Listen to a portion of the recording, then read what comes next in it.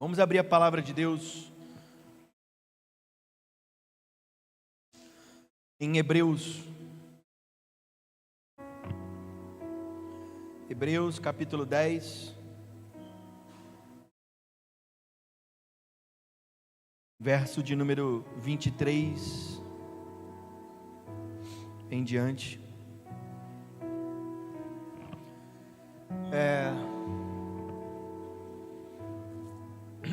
Vamos ler então. NA, boa. Guardemos firme a confissão da esperança sem vacilar, pois quem fez a promessa é fiel. Amém? Vamos orar. Pai, em nome de Jesus, obrigado por tua palavra, Senhor. A tua palavra que nos traz vida, a tua palavra que é a verdade. Obrigado pelo Evangelho, que é o poder de Deus que nos salva. Nós anunciamos nessa noite o Evangelho e te agradecemos porque Tu é quem faz, ó Pai, tanto o querer quanto o realizar. Obrigado por isso, Senhor. Obrigado pela Tua palavra, em nome de Jesus, amém. Irmãos, nós vamos ler mais, claro, mas o escritor de Hebreus, alguns acreditam que foi Paulo. Às vezes eu penso que é, às vezes que não. Quando eu fui para a faculdade de teologia, os professores, não foi Paulo não, outros diziam que foi Paulo. Vamos colocar o escritor de Hebreus. Ele escreveu, óbvio, para os hebreus, então era para o povo escolhido, para o povo da promessa. Lembra, nós pregamos aqui alguns domingos atrás sobre a aliança. Deus fez uma aliança com este povo, o povo hebreu, o povo de Israel, e nós vimos que nós somos o Israel de Deus. Nós somos esse povo hoje, da aliança, o povo escolhido, é a igreja, não é a Israel nação lá, que a gente acha que a Palestina é inimiga, e Israel é os mocinhos do mundo. Não estou falando de política, eu quero dizer do cunho religioso, né? A gente olha assim e acaba Israel e coloca a bandeira de Israel. A igreja é o Israel de Deus. Então Paulo escreve para os hebreus, falei Paulo, tá? Escreveu aqui para que se guarde firme a esperança, porque Deus prometeu algo. Deus prometeu e Ele é fiel para cumprir. Isso parece até teologia coach, né? Ou teologia da prosperidade. Deus prometeu e quem tem a promessa de Deus não morre. Já viu aquela música? Eu não morrerei enquanto a promessa não se cumprir. Quem tem promessa de Deus. Tu conhece essa, né? Vamos ministrar ela aqui. Brincadeira. Muitos viram a promessa e não receberam. Por quê? Porque a nossa promessa está guardada, irmãos, em Deus, da nossa salvação. Fomos salvos agora, mas há um futuro que nos aguarda em Deus. Essa é a promessa que o Senhor fez, que estaria conosco todos os dias. Mas o que eu quero falar sobre isso, nós vamos continuar o texto, e nós vamos discorrer aqui, 23, 24 em diante. Hebreus, então, vamos ao texto. Eu gosto de falar o texto, e o texto por si só já vai falando do 23 ao 25, amém? Então diz assim, ó: guardemos firme a convicção da esperança, sem vacilar, irmãos, pois quem fez a promessa é fiel. Cuidemos também de nos animar uns aos outros, no amor e na prática das boas obras. Eu não enxergo ali, acredita? Não deixemos de nos congregar, como é costume de alguns, desde aquela época. Pelo contrário, façamos admoestações, ainda mais agora que vocês veem que o dia com letra maiúscula, o grande dia, o dia da promessa, ainda mais, agora que vocês veem, naquela época, há 2000 anos atrás mais ou menos, eles viam a promessa de Deus, eles guardavam a promessa, e o apelo do escritor de Hebreus é que se guarde firme essa promessa, que vocês veem que o dia se aproxima. Irmãos, a igreja de Cristo, desde que foi inaugurada lá com os apóstolos, ela viveu tempos difíceis. Nós cantamos aqui, né? A perseguição não parou, a igreja... Irmãos, a música é extremamente importante para a didática do culto, tá? A música é um mandamento. Louve ao Senhor, é um mandamento para a igreja. Cante. Meu pai é baterista, né? Então, antigamente ele não ficava enclausurado, preso, ficava solto para a alegria dos bateristas. Os bateristas odeiam aquilo lá, tá? Quem é baterista que sabe, aquilo aí dá ódio. Mas os irmãos, né, gostam porque não incomodam muito. E eu fui criado com baterista, meu tio é baterista, meu pai também. Então, bateria o tempo todo na minha mente, eu durmo fazendo ritmo, assim, de tanto que ficou na minha... E meu pai, quando ele se converteu, eu já contei que meu pai era drogado, né? E aí ele era muito louco, ele tocava em escola de samba e tal. Quando ele se converteu, ele sentava na bateria ali, e eu tinha a idade de 8 anos, 7, garotinho sentado assim, e aí começava a tocar o louvor lá, e ele olhava pra gente assim, canta, ficava falando assim, canta, vai, cadê? Não tô vendo você. É porque não adiantava ficar em pé e batendo palma, para ele não servia, a gente tinha que cantar também. Então ele ficava da bateria, eu não esqueço disso, vai, canta, fazendo assim, canta. Eu, tá bom, então vem, como prometeste, criança, né? Mas aquilo ficou, então é um mandamento cantar. Então eu já cantei 2 músicas aqui, isso é didático, amém? A canção ela é didática, ela ensina também. Quando a gente quer gravar alguma coisa, a gente canta. Então é só um parênteses aqui para a gente falar sobre a importância de cantar, também na admoestação, quando a gente vai falar com alguém. Então, irmãos, a igreja foi inaugurada com Jesus. Lembra que Jesus falou para Pedro: quem dizes que é o filho do homem, né? O que estão dizendo aí quem é Jesus? E aí, uns dizem que tu é o profeta, uns dizem que era Elias, que voltaria, porque tinha essa profecia, tá? Que Elias retornaria. E Pedro então, porque era super inteligente e legal? Não, irmãos, os apóstolos não acreditavam que Jesus era o Cristo, tá? Tanto que eles fugiram. Eles tiveram depois uma epifania, a mente deles foi aberta. Então Pedro, cheio do Espírito Santo, falou: tu és o Cristo, o Filho do Deus vivo.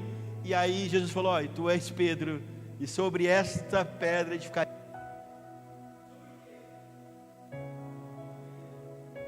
Sobre o que a bateria?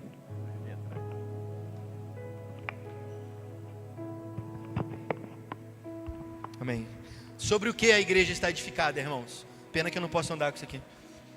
Sobre o que a igreja está edificada? Não é sobre Pedro, como a igreja católica acredita, que Pedro foi a pedra lá, e sobre Pedro, por isso ele é o Papa, o primeiro Papa. Não é. A igreja está edificada sobre um nome, sobre uma declaração, que Jesus é o Cristo. Cristo é um título, tá, irmãos? Jesus, o nome dele é Josué, tá? Josué é o nome de Jesus, só que ao longo dos anos, Josué veio para Jesus, que é Emanuel, né? Deus conosco. Jesus, o Cristo, é um título, é o Messias. Cristo significa ungido. O que é ungido? É quando pega um óleo e derrama na cabeça de alguém. Isso é unção. Aí fulano tem unção, né? É o que? Jogaram óleo nele? Irmãos, a partir dali a igreja se fundou. Por que eu estou falando tudo isso? Porque nós vamos falar sobre a perseverança no século 21. Como funciona isso? Como funciona perseverar hoje? porque a igreja de Jesus, da qual ele falou, as portas do inferno não prevalecem sobre a igreja, passou por momentos ao longo de sua história. Depois dali, os apóstolos morriam, quem se declarasse cristão, ou do caminho, era assim que era chamado, os do caminho, eles eram mortos, era quase uma declaração de morte, ser cristão. Hoje em dia a gente coloca um letreiro grande aqui, e faz um culto público aqui, que é maravilhoso, mas na época não. A igreja, irmãos, ficou nesses períodos. Então houve o primeiro período da perseguição, o período da perseguição de Roma. O Império Romano começou a perseguir completamente os apóstolos. O Evangelho chegou lá no Roma, graças à Pax Romana. Depois a gente pode até estudar isso, é muito bom a história da igreja, porque a Pax Romana que eles colocaram, eles introduziram lá, aquilo fez com que o Evangelho se propagasse mais fácil. E na época existiam também heresias, gente pregando, gente chegando com carta assim, ó, eu tenho uma carta aqui de Pedro, ó. E o pessoal lia, não tinha nada a ver com o que Pedro escrevia. Os desafios da época, o que eu quero dizer com isso, irmãos? Os desafios da época da igreja eram esses, as perseguições e tal. Houve um tempo em que a igreja se misturou ao Estado. O imperador Constantino, ele falou assim, não, agora nós vamos misturar aqui. E aí houve uma conversão em massa, e muitos ficaram felizes, porque o império inteiro virou cristão. Mas para quem conhece a fundo as escrituras, até na época, sabe que isso é muito perigoso, quando a gente mistura o Estado com a igreja. Os batistas, nós temos como princípio a separação do Estado e igreja, tá? Depois você lê lá a confissão batista, a separação do Estado e igreja. Por quê? Porque houve muita conversão, e o perigo daquela época era esse. E qual é o perigo nosso hoje, irmãos? E é disso que eu quero tratar rapidamente aqui. Qual é o perigo que a gente vive hoje, em pleno 2025, ano que o Elon Musk está levando foguetes ao espaço? Irmãos, nós vivemos tempos, grave isso, perigosos demais, não com perseguições de leões, do Estado, mas nós vivemos tempos perigosos de superficialidade, irmãos, tempos de liquidez, tempos em que tudo é líquido, as amizades são só, por exemplo, no Facebook, tem lá não sei quantos mil amigos, isso gera em nós uma superficialidade, ninguém mais é tão íntimo assim de alguém. A superficialidade e a frieza espiritual, irmãos, é uma estratégia de Satanás contra a igreja do nosso tempo. Não há mais profundidade, sabe, nos relacionamentos, na igreja, nas escrituras. Principalmente a nossa base é as escrituras sagradas, e o que nós vemos são pessoas rasas, buscando apenas arrepios, vivendo apenas de emoções. Se eu não sentir emoção nenhuma, Deus não está aqui, é o que muitos pensam. Se eu não senti nada, o culto foi frio.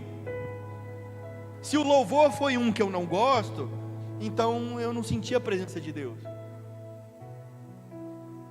Esse é um dos perigos, e é um perigo extremamente sutil, grave isso. É sutil, irmãos. É diferente de uma perseguição do Estado, que é terrível também. Irmãos, as dificuldades que os nossos irmãos no passado sofreram, eram dificuldades também terríveis, eram válidas, assim, para a época foi terrível, mas hoje nós vivemos tempos perigosos demais. Lá em 2 Timóteo, Paulo diz, Timóteo, nós vivemos tempos trabalhosos, porque haverão homens amantes de si mesmos. Quando que O escritor de Hebreus, ali no verso 24, ele diz assim, no verso 24: cuidemos também de nos animar uns aos outros no amor, irmãos, e na prática de boas obras. Eu não posso chegar para o meu irmão e falar que o amo, sem ao antes provar isso com a boa prática do amor, irmãos. Não dá. Então, os relacionamentos têm sido frios, irmãos. É tudo fast food, né? A gente come e já descarta. As amizades são descartáveis. Tem um amigo que ele era de uma igreja lá no Rio de Janeiro, e ele saiu da igreja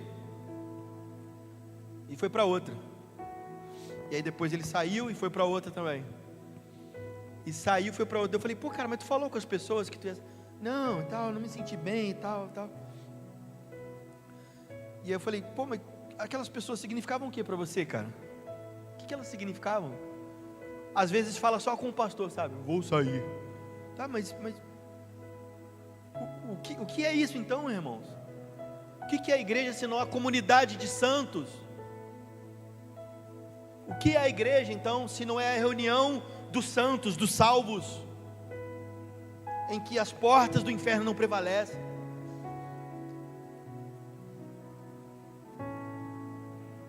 Nós vivemos nessa sociedade marcada pela liquidez, sabe?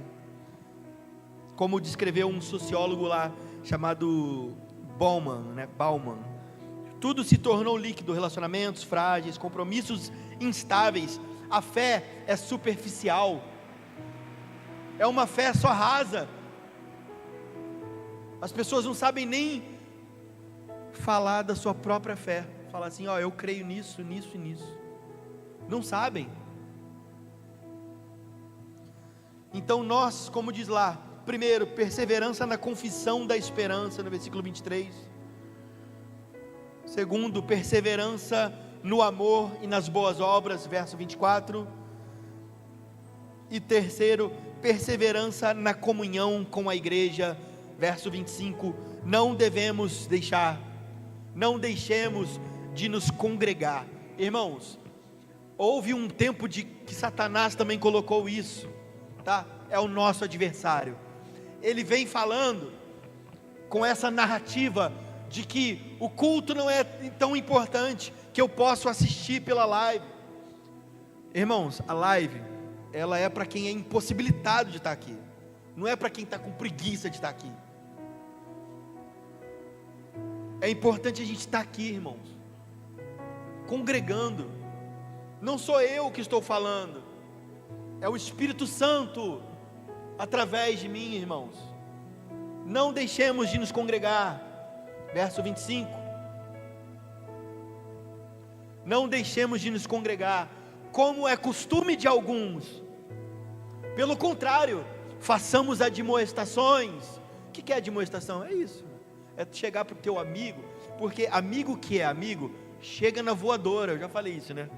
Já chega em casa assim, já: ei, amigo, o que tem para comer aí? Já chega, amigo que é amigo, né? A igreja deveria ser assim. É claro que tem os entrões, isso dá margem para os entrões, eu sei, mas ela é a comunidade dos santos, irmãos, dos salvos. Ah, todo mundo é santão aqui? Não, não é. Começa por mim que estou aqui, não sou nada santo. A graça de Deus que nos eleva, não é a nossa virtude. Então, irmãos, ainda mais agora que vocês veem que chega o grande dia. Então, esses 3 conselhos. Então,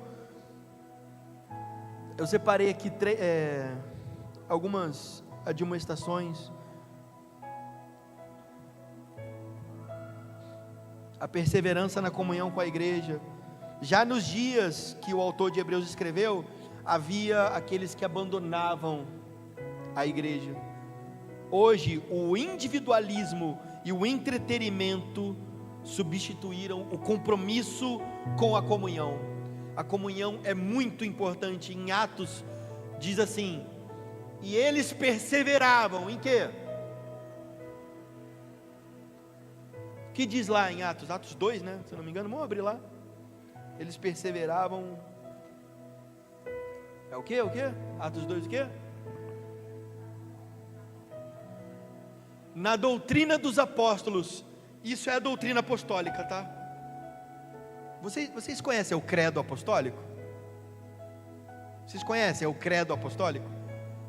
Creio em Deus Pai Todo-Poderoso, Criador dos céus e da terra. Creio em Jesus Cristo, seu único Filho, nosso Senhor, o qual foi concebido. Irmãos, isso é o credo, não é da Igreja Católica não, tá? É um credo apostólico. É um conjunto de crença nossa. Nós cremos assim. Cremos na Santa Igreja. A Santa Igreja, irmãos, não é de gente santarrão, não. É de gente lavada por Jesus. Gente que foi lavada. Gente que era podre, mas que hoje é lavado.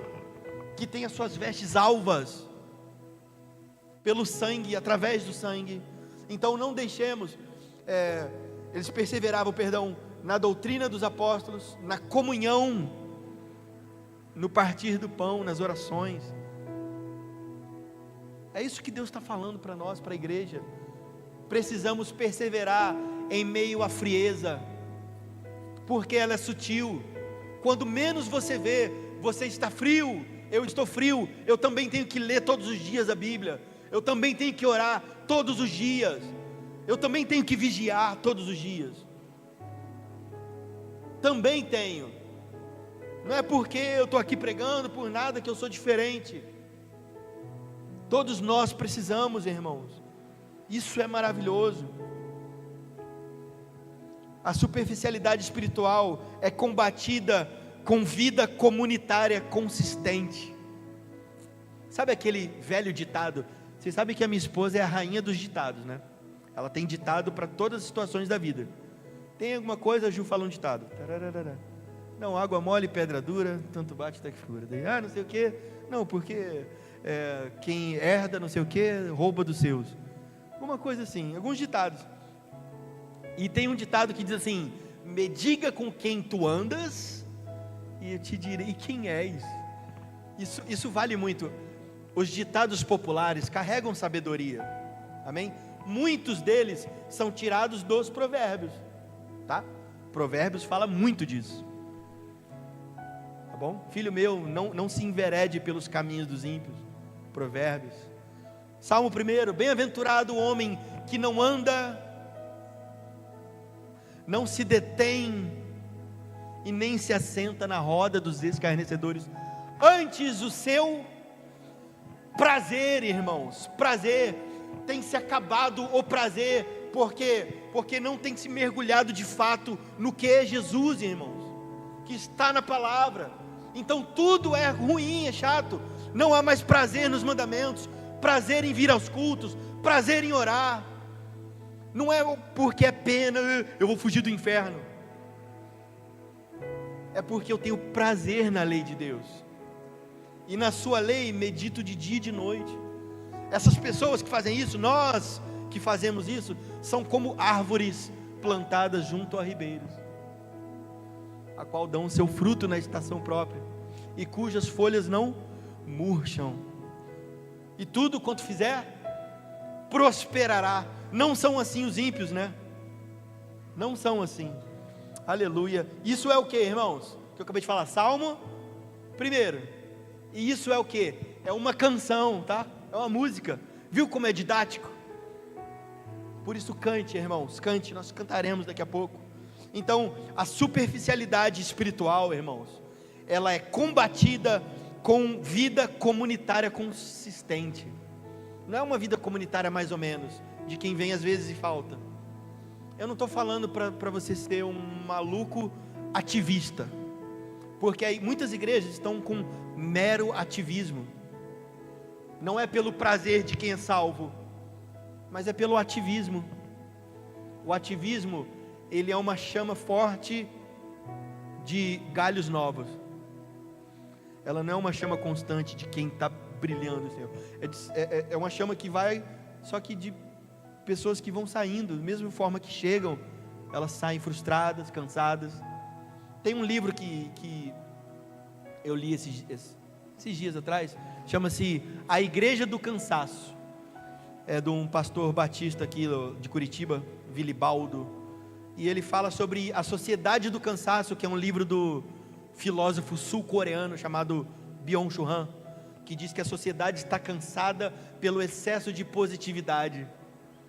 A mensagem coach, a mensagem de que tudo vai ficar bem, assim, de que você receberá a sua bênção, o seu carro. Tem gente que comprou o carro e está muito feliz, mas que essa é a mensagem do Evangelho só. Irmãos, isso não é o Evangelho. E ele fala sobre pessoas que são meramente ativistas, que estão aqui pela atividade, pela religião. Eu venho domingo porque é a minha religião.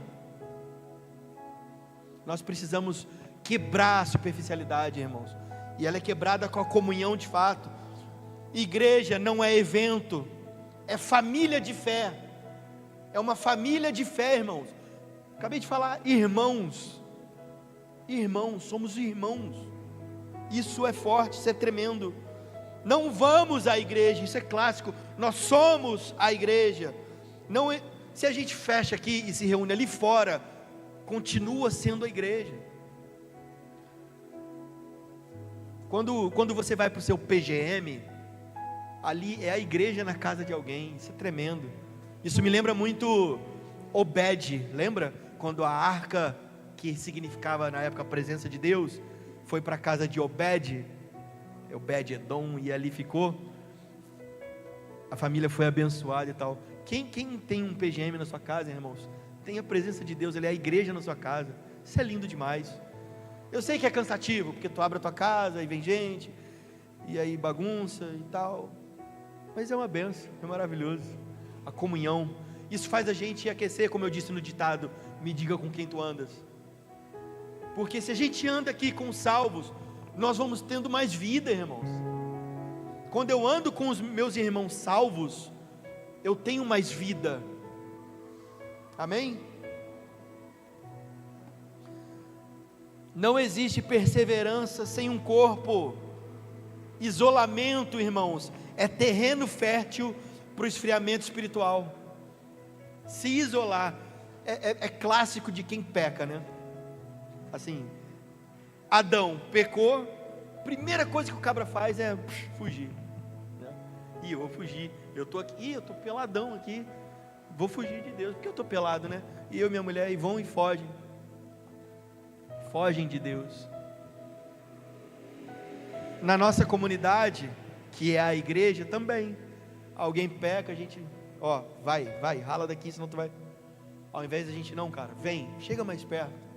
Tu errou, eu também erro às vezes. A disciplina eclesiástica, irmãos, é divino, porque ela cura, ela vê que eu também sou errado, e o Senhor me ajuda e nos santifica como igreja. É assim. Então, os passos para o esfriamento, que são extremamente sutis, são esses, irmão. Quando você vai esfriando, ele é sutil, você não percebe, daqui a pouco está frio. O Espírito Santo diz: quem tem ouvidos para ouvir, ouça o que o Espírito Santo está dizendo hoje. Vivemos tempos, sim, tempos líquidos, onde tudo escorre pelas mãos, mas o cristão, irmãos, nós somos chamados a perseverar com firmeza na esperança e no amor. Nós somos desafiados a sermos mais profundos. A gente não pode só falar assim: tá, irmão, eu vou orar por você. A nossa resposta deveria ser: além de orar por você, que é o óbvio que eu já vou fazer, o que eu posso fazer de fato? É assim: eu estou passando tal coisa e tal. Tá, além de orar, o que eu consigo fazer? As igrejas hoje estão computando números. Não sei quantos salvos. 300 e poucas pessoas. São só números, irmãos. Nós precisamos deixar de sermos números,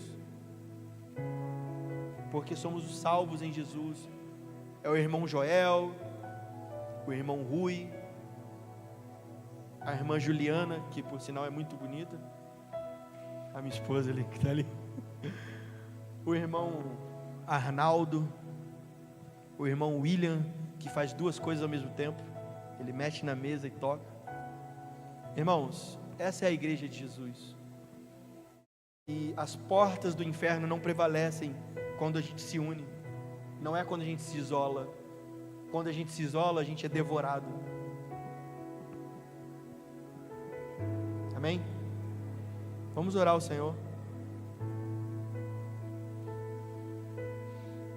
A frieza e a superficialidade é a grande perseguição do nosso tempo.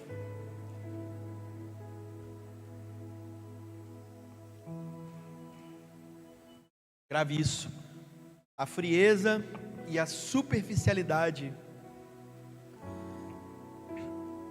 são os grandes perseguidores da igreja de hoje. Mas nós não seremos mais superficiais, irmãos. Por isso eu convido a você, quando estivermos louvando, abra, como diz o salmista, não rasgue, o salmista não, os profetas, não rasgue suas vestes, rasgue o seu coração, irmãos. O interesse de Deus nunca foi, nem no Antigo Testamento, é o mesmo Deus, nunca foi de mera superficialidade. Tanto que a palavra de Deus diz: buscar-me-eis e me achareis, quando me buscardes de todo o coração, e eu serei achado de vós, e mudarei a sua sorte. Não deixe que a superficialidade, irmãos, ou a frieza espiritual possa te atingir, irmãos. Quando fomos louvar aqui, rasgue o coração. Quando formos orar, vamos orar de fato, irmãos, porque quem te vê é o Senhor, não sou eu. Quem está te vendo aí, e não olha o superficial, o jeito que você está, olha o seu coração, é o Senhor. É o Senhor que te vê aí, sentado aí em pé, não sou eu, irmãos. E isso que é tremendo, porque o Senhor passeia, como diz em Apocalipse, com os olhos como chama de fogo, passeando entre os 7 castiçais de ouro. O Senhor passeia pela igreja, irmãos. Isso é lindo, isso é tremendo. Se você se sente frio nessa noite, coloque o seu coração diante do Senhor. Nós vamos voltar à essência que é Jesus, a essência do Evangelho, a essência de tudo, a essência da igreja, a essência, o coração da adoração é Jesus, amém? Vamos orar ao Senhor. Pai, em nome de Jesus, aqui está o nosso coração, ó Pai, aqui está o nosso coração. Muitas vezes, Senhor, nós somos tentados, Senhor, a viver uma vida superficial, a viver uma vida mais ou menos. Pai, em nome de Jesus, toca em nosso coração neste momento, toca em nosso coração. Nós repreendemos agora toda superficialidade, nós repreendemos agora toda mornidão, Senhor, em nome de Jesus. Nós somos o teu povo, o povo que se chama pelo teu nome, o povo que foi lavado pelo sangue, lavado através do sangue de Jesus, e hoje nós somos livres, nós cantamos como homens e mulheres livres. O que faríamos sem liberdade? O que faríamos se éramos escravos? O que faríamos se não pudéssemos nem andar? Mas tu, Senhor, nos fizeste livres, e nós celebramos a liberdade, e não queremos só liberdade, nós queremos a Ti, Jesus, nós queremos a Ti, a Tua glória inundando nossas vidas, o Teu poder, Senhor, sobre nós, a Tua glória, a Tua presença que é maravilhosa, Senhor. Toca em nosso coração, aviva a Tua obra no meio dos anos, aviva a Tua obra no meio dos anos, Pai, em nome de Jesus, Senhor. A tua palavra diz que derramarei sobre a igreja o Espírito Santo, e nós clamamos, Senhor, é tu quem salva, Senhor, em nome de Jesus. Então toca em nosso coração, Pai, transforma-nos.